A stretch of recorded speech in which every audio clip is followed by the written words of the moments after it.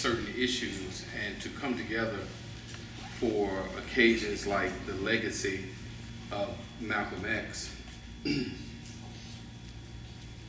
Here's a quote from Malcolm X. "I'm for truth, no matter who tells it. I'm for justice, no matter who it is for or against. I'm a human being, first and foremost.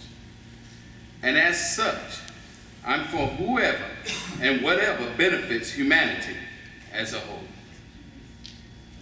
My name is Bakwi Sabor. I'm the founder and administrator of a 501c3 nonprofit called Huma Faith. Presently, Huma Faith provides transitional and supportive housing for the homeless population in the Dallas-Fort Worth area.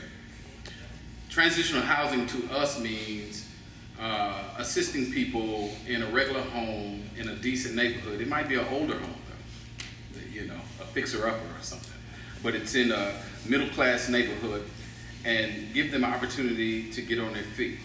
We seek not just to house, but to provide some support services, some social services, you know, to enhance their quality of life, both in the present and to be a catalyst for them to succeed and gain some things that they need to gain.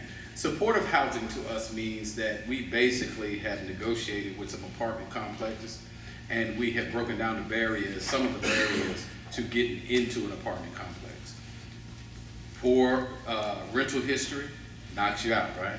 Criminal history knocks you out. Bad credit sometimes knocks you out. So we just stand as an advocate to break down those barriers, and those with some income can get affordable housing that way. There are 5 leading causes to homelessness in our area. These statistics are taken by the Dallas Homeless Alliance, and they get paid the big bucks by HUD to take this data. First leading cause is poverty. Second leading cause is unemployment. The third leading cause for homelessness in our area is poor mental health. And the fourth leading cause is substance abuse or addiction. And the fifth leading cause of homelessness in the DFW is domestic violence. How does this tie into the legacy of Malcolm X? When I think of the 5 leading causes of homelessness, I look at his history and his life and see elements of all of that. I see unemployment, I see poverty, I see the domestic violence, his brother had mental health problems. He, fended for himself on the streets, dealt with the criminal element, drugs, alcohol, all of these kinds of things, until he landed in prison. Of course, we know the story. And he found a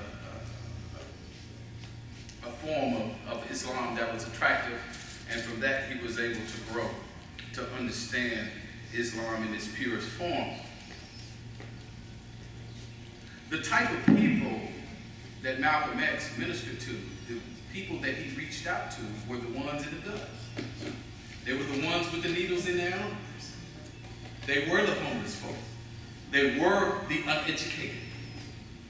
This is how I'm tying in this struggle and cause for homelessness with the legacy of Malcolm X.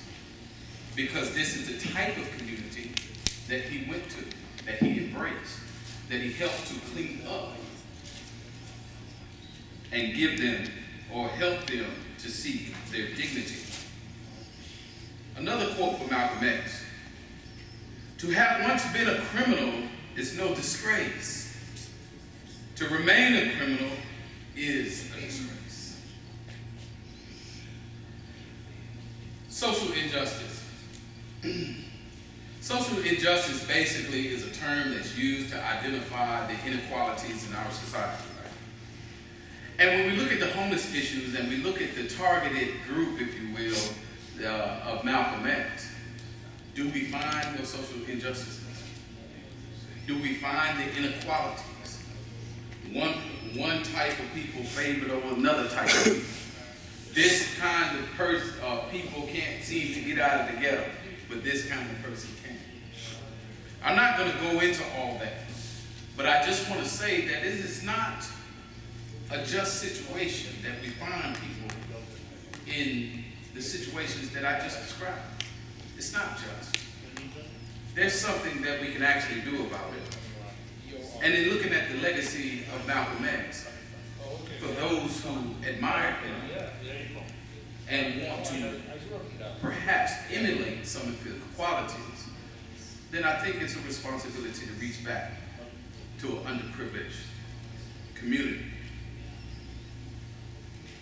Our struggle is tied into every struggle across the globe. That's what we must understand. This is a humanitarian cause. Though that I'm highlighting a specific group of people or a population, homeless people, drug addicts, victims of domestic violence, those with poor mental health. Those struggles are tied into the humanitarian struggle. Why? Because we have the same common oppressor.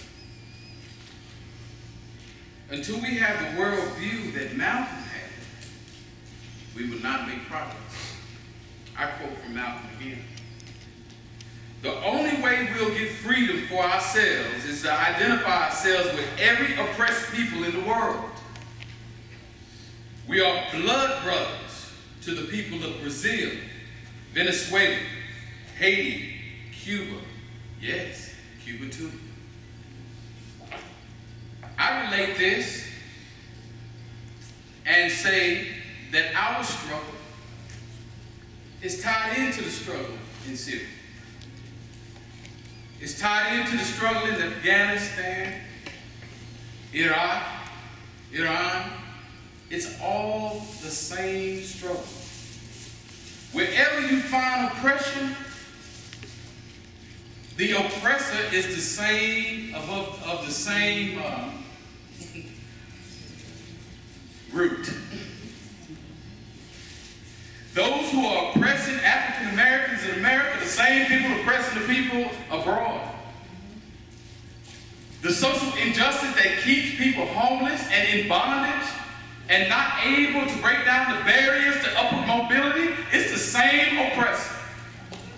So I think we have a duty and an obligation, us oppressed people, to join forces and come together and combat that oppressor.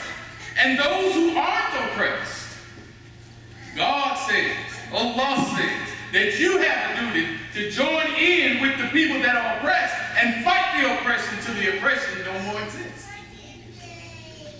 So this is what I came to say.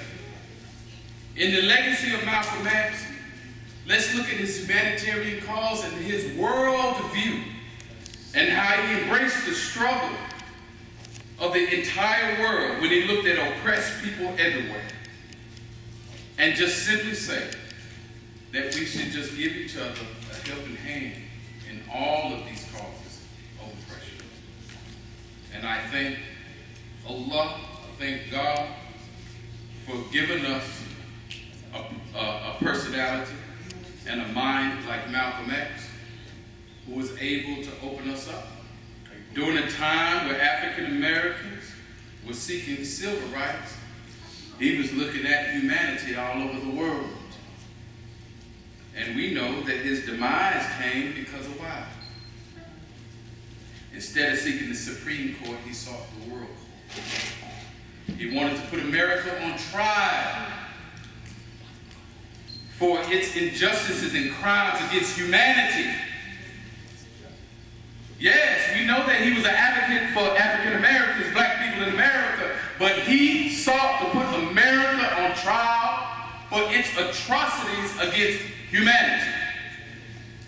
And we have to be just as bold and just as loud to do the same thing to uplift our people and break down these barriers to upward mobility and give everybody a voice.